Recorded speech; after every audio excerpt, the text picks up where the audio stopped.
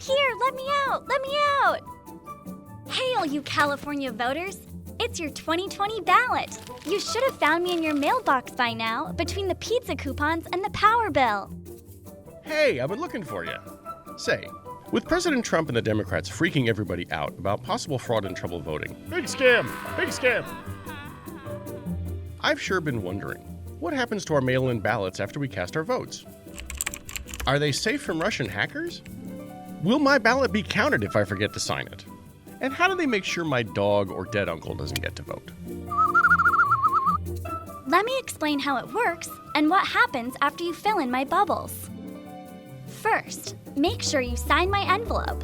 If you drop me in the mail, I won't need a stamp for the trip. You can also deliver me to a special ballot dropbox or even vote in person. Just check with your county registrar for details on where and when.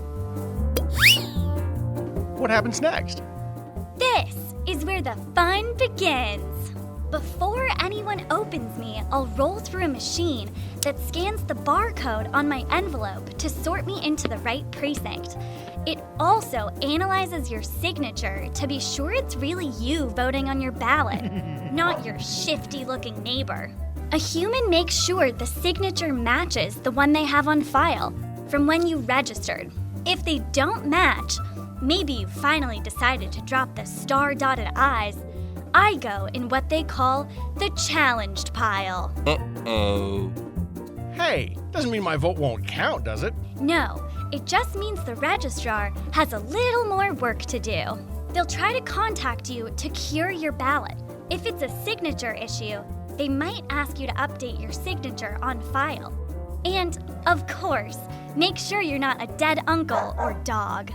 Election officials routinely review death records to purge registrations that are literally expired. And if that shifty neighbor tries to register his dog, Rover better have a driver's license or some other official ID and a unique signature. We can all agree that would be rough.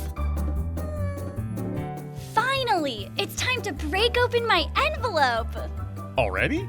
The registrar used to have to wait until 14 days before the election.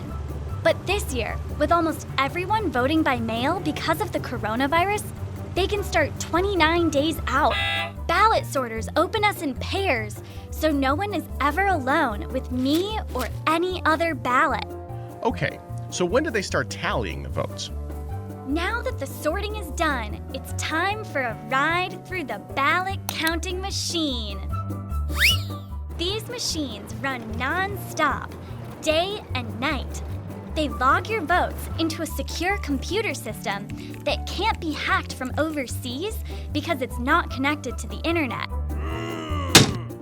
If the machine detects a problem, say you didn't completely fill in a bubble,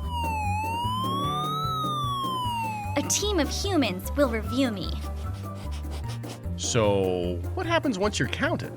I'm stored with all the other tallied ballots under lock and key. Security cameras watch us like a hawk.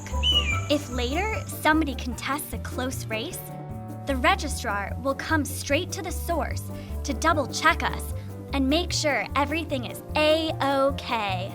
Okay, right. But what if I misplace you before I vote? Don't fear. You can get a new one mailed to you or go to a vote center and ask to vote in person. To make sure nobody votes more than once, your old ballot will be listed as surrendered. I tend to, procrastinate. Is it too late if I mail you on election day? Not at all. As long as I'm postmarked November 3rd, I don't need to get to the registrar's office this year until November 20th. That's 14 days later than in the past.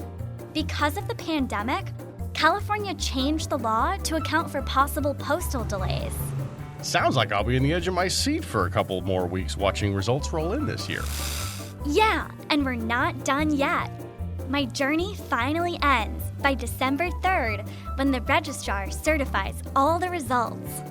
This year, voters can track their very own ballot to learn when it's been received, validated, and counted by logging on to where'smyballot.sos.ca.gov. Whoa, it's like tracking my Uber Eats order. But instead of dinner, you get democracy.